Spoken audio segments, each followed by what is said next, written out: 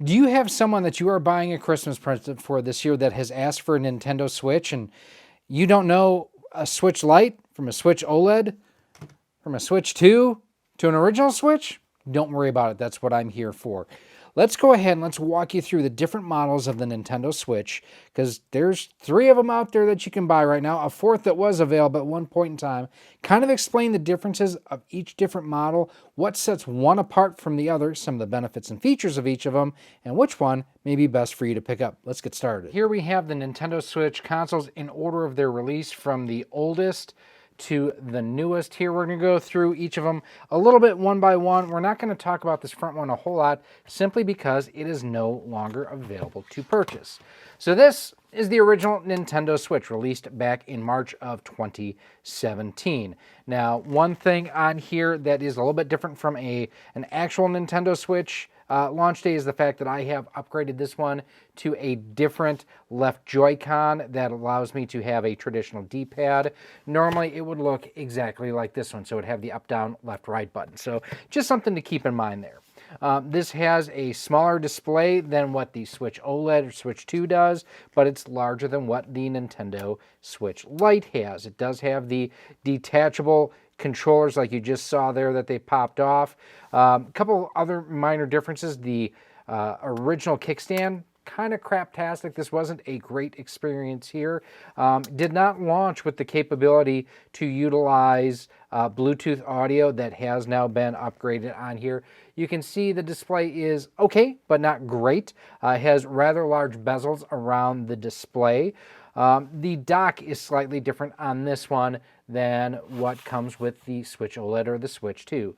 This one does not have any sort of hardwired Ethernet connection built into the dock, whereas the Switch OLED does.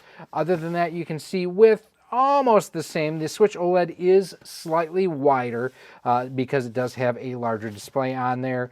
Not quite as good of a battery on this either as on here, and a few other quality of life differences that makes this the worst version of the Nintendo Switch to date, as far as one that is both hybrid, where it can be in handheld or in TV mode. So after we had the original Nintendo Switch, we got the Switch Lite, this guy here, and the focus on the Switch Lite was something that was a completely handheld experience on there. So you can see it's definitely smaller than what the Switch OLED or the original Nintendo Switch was, and I apologize. My 6-year-old likes to put her hands on the display. This, unlike the other consoles we'll show you, does not have removable controllers called Joy-Cons on here. It is a permanently mounted sort of controller. This is an all-in-one kind of solid-state sort of unit. It's available in a number of different colors, so you can kind of personalize it to your taste there. It plays pretty much all the same games that the original Switch and the Switch OLED does, and it does also have access to things like the Nintendo Switch Online service, which we'll talk about in a little bit. This did, I don't believe that this was Bluetooth capable out of the box, but much like the original Nintendo Switch, firmware update where you can now go ahead and use Bluetooth headphones with it. Also has a headphone jack on the top, as does the original, as does all of them, quite honestly. Power button, volume up, down, and then your game card slot there. Now, on the original Nintendo Switch and the Switch Lite, I believe it was only 32 gigs worth of onboard storage. Let's take a look here. Yeah, 32 gigs, so we've used 24. What you can do with all of these systems is they do have slots for micro SD cards, so you can go ahead and expand the onboard storage. You'll want to get the fastest you can afford, especially when we talk about the Switch 2 in a few moments. One major difference on the Switch Lite versus the Switch OLED, or the Switch 2. This can only ever 100% be used in a handheld mode unless you go ahead and pay for a mod kit and install it to basically make this compatible with being docked. To be honest with you, by the time you spend the money on the mod, and if you can't install it yourself, if you have someone else install it, you're going to be cheaper off going with a Switch OLED than a Switch Lite and then modding it. But if you're looking for a non-TV use, strictly handheld, this is a great way to play. It's very comfortable. I think they nailed the ergonomics on it. To me, the others are too big in handheld mode, although the biggest system is probably my favorite in handheld, and we'll get to that here in a little bit. So that is the Nintendo Switch Lite. So up next, these are the Nintendo Switch OLEDs. And the major difference on this versus the original launch version is the fact these have a much larger OLED-based display. Gives you much deeper blacks and overall better picture. These just look better, and unfortunately they don't come through as well on camera as I wish that they would. These are the exact same system, except for this was the launch Switch OLED. This is the Super Mario Edition Switch OLED. Other than that, same. They do have more onboard storage than what the original did. These are 64 gigs out of the box, and much like the Switch Lite that I showed you, it does have a slot right there for a micro SD card. The original Switch had that feature too, and something I highly recommend doing. Now, I talked about these earlier. These are called Joy-Cons, and these are the removable sort of controllers that the Switch OLED, and then the Switch 2 come with. And the Switch 2s are a little bit different. We'll show you those in a moment. These can be used in handheld mode like you saw here, or they do have a grip that you can go ahead and slide these into and use them like a regular controller. I don't recommend doing that. I recommend picking up what's called a Pro controller. It just makes the experience better overall. It's more comfortable. The buttons are larger, both on the right side with the A, B, X, Y, and the left with the up, down, left, right, and the shoulder buttons. There are 2 buttons there, and then 2 more right there. You can also use these almost like an NES controller, where you have an L and an R on the top along with your face buttons here. The joke is nobody wants to use the right Joy-Con in handheld mode because of the placement of the analog stick, more centralized than what you have on here, but then with here on the left one, the buttons are more centralized. So you give up some one spot and you gain more on another. There are some other quality of life improvements on these over the original Nintendo Switch. They're a little bit faster. They run a little bit cooler. The docks have a hardwired Ethernet port on it. The original Nintendo Switch did not, but it gains that Ethernet port at the cost of a USB port. Now, the cool thing is you can get third-party docks for both of these and for the original Nintendo Switch. And the nice thing about that is it'll save you some money if you are going to do that. And the benefit of having another dock is A, you can travel with it, or B, you can connect it to more than one TV. So that's something to keep in mind. When you do that, the one thing I highly recommend is make sure you stick to the original OEM Nintendo power supplies. The reason for that is if you get an out-of-spec power supply or one that doesn't work quite right, it can actually cause damage to your system. So that's why I highly recommend sticking with just the original Nintendo power supply. And when I talk about third-party docks, like quite legitimately, this is a third-party Nintendo Switch dock. Plugs in the bottom via USB, gives you an HDMI out, another USB-C input for power, and in the case of this one at least, there's another USB-A connector where if you wanted to use a, like a wired controller or any other accessories, you can do that with something like this, which is pretty darn cool. There are a lot of different options out there, and we're going to talk about one more in just a moment with the Switch 2 that you can utilize with these as well and the Switch 2. Now, when it comes to these and the Nintendo Switch Lite, what you're looking at price point wise for the Switch Lite, you're looking about $230 US. These are $399 now. They've recently had an increase in price. They were originally, I think this was $349, this was $359. These, all 3 of them that I've shown you, actually all of them I've shown you thus far, and the Switch 2, they all play physical cartridges that get inserted into the top, like right about there. Or they can play games digitally downloaded from the Nintendo Switch eShop. I will say from an experience standpoint, user experience standpoint, the eShop is a lot slower and more painful to navigate on the Switch OLED, on the Switch, and the Switch Lite than the Switch 2. That is one thing the Switch 2 is much better at doing. If you are looking to save some money and you don't need the latest and greatest in hardware, this is a cheaper alternative than going with the Switch 2. However, Nintendo has recently announced that their focus in software development is going to be going to the Switch 2. The last AAA title that's going to be released for the original Nintendo Switch is getting ready to come out in December of 2025, and that is Metroid Prime 4. One other minor improvement on this versus the original Switch 2, I want to point out real quick, is the kickstand. It's very similar to like the Microsoft Surface tablets, very sturdy. I like this a lot compared to the original Nintendo Switch kickstand, which was just this little guy right there. There's the micro SD card on that. It was not centrally located. It could have cause issues with it tipping over. Just not a great experience overall. I think they learned a lot from this, and this is a huge improvement on the Switch OLED and even in the Switch Lite. Now, all of these systems come with the systems themselves, a power supply, the Joy-Cons that are attached on the system here. They aren't attached out of the box. They come with little wrist straps that go on the rails here, your power supply, your dock, an HDMI cable, a couple other odds and ends. So everything that you need to get up and playing comes in the box with your system. And that includes the next system we're going to cover, the Switch 2. What you're looking at here, this is the latest and greatest. This is the Nintendo Switch 2. And one thing, just to kind of point out a little bit size different wise, so there's the Switch 2.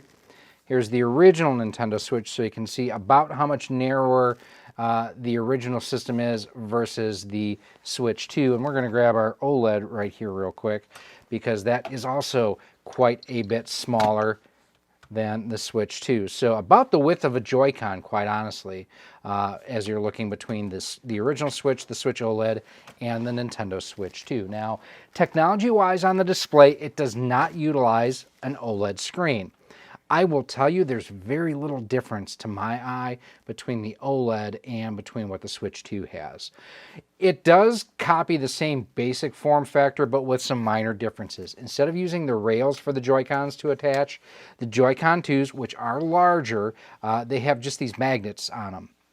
And that's basically how they snap in and out. There's a button on the back right there and right there that allow you to pop these off. Interesting thing too is, as you can see, it actually has a mouse mode on the Joy-Cons. So that is something different with an optical sensor on both Joy-Cons. So it gives you a little bit more, or a different sort of play control, let's say. This also has access to the Nintendo Switch Online service. Let me show you what that is real quick. If you do subscribe to the Nintendo Switch Online service, the standard tier will get you access to the NES, Super NES, and the Game Boy library. Now, if you pay for the expansion pack, that also gets you access to the N64 and the Sega Genesis on the Switch Lite, and the Switch OLED.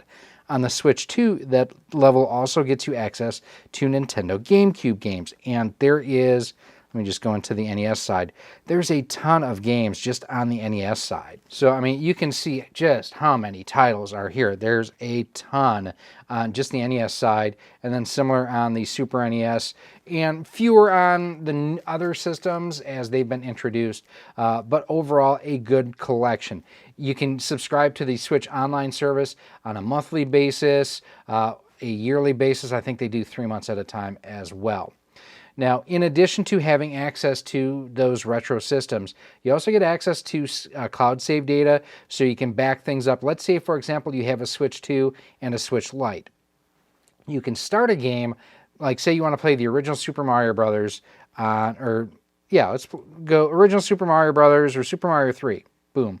Super Mario 3, say you want to start playing this on here, and then you're on the go with a Switch Lite, you can actually access your saved data on the cloud between both consoles. You just have to register on both. There is also a family version of the Switch Online service, so that way you can share amongst other systems within your household. Like, for example, I have my Switch 2, my 2 Switch OLEDs, and my wife and my youngest with their Switch Lites, but just some of the basic features in here. Now, Nintendo has made some other differences to this system. Obviously, being the latest and greatest, you're going to have the faster processor on here, faster memory, more storage as well. So, for example, on the Switch OLEDs, we capped out at 64 gigs. On here, you're going to get 128 gigs of onboard storage, and you can add storage with what's called a micro SD express card. So that is a little bit different than what the older system used. It's a more expensive card, but it's also faster read-write speeds. The system just needs that. Otherwise, other differences hardware-wise, you have a charge port on the top here along with one on the bottom. Why that's important to anyone. That way you can go ahead and have a charging cord in here if you're in handheld mode with, say, you're using an external battery pack. As you can see here too, they have changed the kickstand as well. It still has that, you know, kind of infinite adjustment, but it's more of just a U shape versus a solid piece. I actually like the solid piece better, but this has been decent, and this is metal as well. Like I mentioned earlier, the Switch dock is not the same as what the Switch 2 uses. So you cannot use this docking system with an original Switch, and an original Switch cannot use a Switch 2 dock. At least on an OEM standpoint. The Switch 2 dock, you get 2 USB ports on this side, nothing on that side, and then taking the back cover off here, you have your network port there, you have your HDMI, and then you have USB-C for power. Now, if you do want to utilize a third-party dock, there's 2 I recommend. The one I really like, this one here from AverMedia. And the reason why I like this is, as you see, there's no cable here. It comes with a USB-C cable that will plug from here, or will plug from here into the system itself. This is actually compatible with both the original Switch and the Switch 2. Now, you'll want to use the Switch 2 power supply for that. Like I mentioned earlier, you want to make sure you stick with the OEM Nintendo power supplies. But this will get you connected to the system itself, your power, HDMI output to your television, 2 USB ports. What I like about this dock here too, you can actually connect it to your computer and use it to capture and record footage, or it actually has a micro SD card slot right there. If you flip that switch that way, this can record footage right on it, which makes this just a super powerful tool for someone like me that records and captures footage. There's also the CWQ dock, which is about $35, a heck of a lot less expensive than the OEM Nintendo one. It does not include a power supply, but at least in the several months I've been using it, it works great. So let's talk a little bit about the software for each system. So Nintendo Switch software, for the most part, can work on any of the systems, as I mentioned. And as you can see, the cases are basically the same size and everything. This is what the cartridge looks like. Pretty tiny, pretty small, kind of looks like an SD card. And it does have the black color on here and everything, and that's important here. We'll show you in just a moment. Now, on the Switch 2, there's 2 different types of game cartridges. First of all, you can see they're all red in color. That's typical. They have basically the same shape, which is really nice. So you can actually use, you know, it's one of the ways you can use Switch games in a Switch 2. Pretty much the same design from one to the other. Now, when we get to something like Madden NFL 26 over here, there is a difference to this, because it's really not a cartridge. So looking at both cartridges side by side, Mario Kart World and Madden 26, there is one difference between these 2 cartridges, and it's this little icon here, that key, that indicates this is a key card versus a game.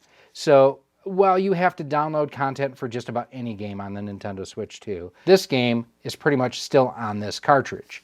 With Madden, for example, none of the game is on the cartridge. This is essentially a download key for you to go ahead and access Nintendo servers to go ahead and download the game to your system. And that's why they have here game key card on the bottom, and it tells you 65 gigs of space needed for the full game download. So again, that's also where it's important to have that micro SD card on your Nintendo Switch 2. As you can see here, physically the games are the exact same size. There's a minor difference on the back with the way that they're notched out slightly. But realistically, you could technically insert a Nintendo Switch 2 cartridge into a Nintendo Switch OLED, a Switch Lite, or an original Nintendo Switch. The thing is, when you do that, this will not play. It will not do anything. It'll just tell you it is not something that it recognizes. From a hardware standpoint and a software standpoint, those are going to be the major differences between the Switch Lite, the Switch OLED, and the Switch 2. Okay, so with all of that out of the way, which Nintendo Switch is right for you? I would say for the most part, while I really still like the Nintendo Switch OLED, I wouldn't buy one right now. The reason being, it's already old technology, and if you're looking to connect to a television, there's a better option out there. If you're looking to do things on a budget and connecting to a TV is not important to you at all, the Switch Lite is still a great system. And $229 isn't necessarily a drop in the bucket, but it's a lot less expensive than the other options out there. It plays most of the original Nintendo Switch titles that are out there, and it does have access to the Nintendo Switch online services minus the GameCube side, which, as of this recording, I think there's 4 total games on that. So not a huge needle mover, at least in my opinion. If you need to pick up multiple systems for siblings or something along those lines, this is probably going to be your best bet, especially if they don't share well with each other. Now, that price point is also why I say, maybe the Switch OLED is not something to consider right now. $399 for this, which had a recent price increase.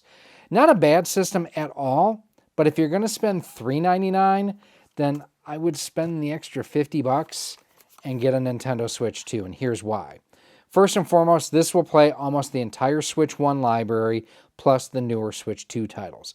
It's faster. It has a larger display. It can connect to both your television and be used in handheld mode. Me personally, I think this is more comfortable than the Switch OLED in handheld mode. It's not perfect. I will tell you there are some issues with battery life out of the box. You have to go through and recalibrate things. It's not major, but it's still kind of an inconvenient thing to have to go through and do. The newer titles for this, I would say they aren't compelling yet. Mario Kart 8 Deluxe is an $80 game. You can get it bundled in with the Nintendo Switch 2. Normal price is $499 for the system with that bundled in. It is a digital version of that. It's not a physical game, so it is just a download. $449 for just the system itself. Games for the Switch 2 run anywhere from about $40 or $50 up to that $80 price point. And that's one of the things about the Switch 2 that's not great is they have baked in price increases into the software. I know a lot of people that have said that they do prefer the OLED display to the non-OLED display. For my eyes, I'm an old fart. I can't see a huge difference between the two of these here. I think they both look great in person on camera just because of the lighting and everything. They're not going to look, the same.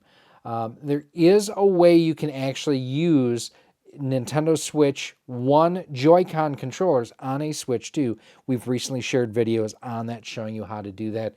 Check it. I'll have it linked for you right here. This is the future of Nintendo handhelds and future home consoles, at least this generation of systems. You figure the Switch OLED is based on the original system that launched back in 2017. Same with the Switch Lite, to be honest with you. This is still based on the original Nintendo Switch that launched back, going on almost 9 years ago. This launched in 2025. Much newer hardware, newer software as well. I don't know that I noticed a huge improvement in the graphical fidelity on something like this, but what I have played does look really good. Things like Donkey Kong Bonanza look great. Mario Kart World look fantastic as well. Puyo Puyo Tetris 2S. It's a Tetris game. You're not leaning on that graphically. But even Nintendo Switch games on the Switch 2 can and do look better. There are upgrade packs for some games for about $20 to get the Switch 2 version. There are other games that if you are a Nintendo Switch Online customer, you do get those upgrades for free. Super Mario Odyssey is a perfect example. I do believe The Legend of Zelda Breath of the Wild does have a free upgrade as well, as long as you are a Nintendo Switch member. Other games like Kirby and the Forgotten Land, they not only have a Switch 2 upgrade, but it also has more content, and that's a $20 upgrade for that. I personally think the Switch 2 is more comfortable in handheld mode than the original Switch, and it's almost as comfortable to me as the Switch Lite. The Switch Lite is the most comfortable in handheld mode, in my opinion. This is really close. If they would have gone with a traditional D-pad on this, it would surpass the Switch Lite, in my opinion. $450 or $500 is still a chunk of change to swallow. I get that. And that's where I say look at the value that it's delivering, not just the money spent. So, you're $399 now for this, the Switch OLED. For only $50 more, you get the latest and greatest. This is what I would go with. And when you're looking at that same, you're not getting a game packed in with this either. And I have seen for the Christmas holiday season, the bundles with Mario Kart World on sale for $449. So you're getting the new system and the new game for $50 more. That's the way to go. At least that's my opinion. Oh, one other thing too, just to let you know about on the Switch 2. Most of the peripherals, and I'm talking controllers and accessories, will also work with the Switch 2 from the Switch 1, but there are dedicated Switch 2 peripherals as well. A couple things I didn't mention on the Switch 2. It does have this C button on here. That is an online chat, so you can go ahead and talk to people while you're playing games. There is a camera that Nintendo sells and a company called Hori sell that looks like a piranha plant. I don't recommend the piranha plant one. It looks cool. It's a terrible quality webcam. You literally can just use a 1080p webcam with this and it'll work just fine. And that's another one of the benefits of that top USB-C port. You can use that to plug in accessories like an external camera. That's what I do if and when I do that. This is a good system. Like I mentioned, I don't know that the software is quite where it needs to be yet, but we're not even 8 months into the life cycle of this. As of this recording, the new Metroid game, Metroid Prime 4, which is going to be like the big game for the last part of 2025, has not come out yet. And that's going to be a very big system mover.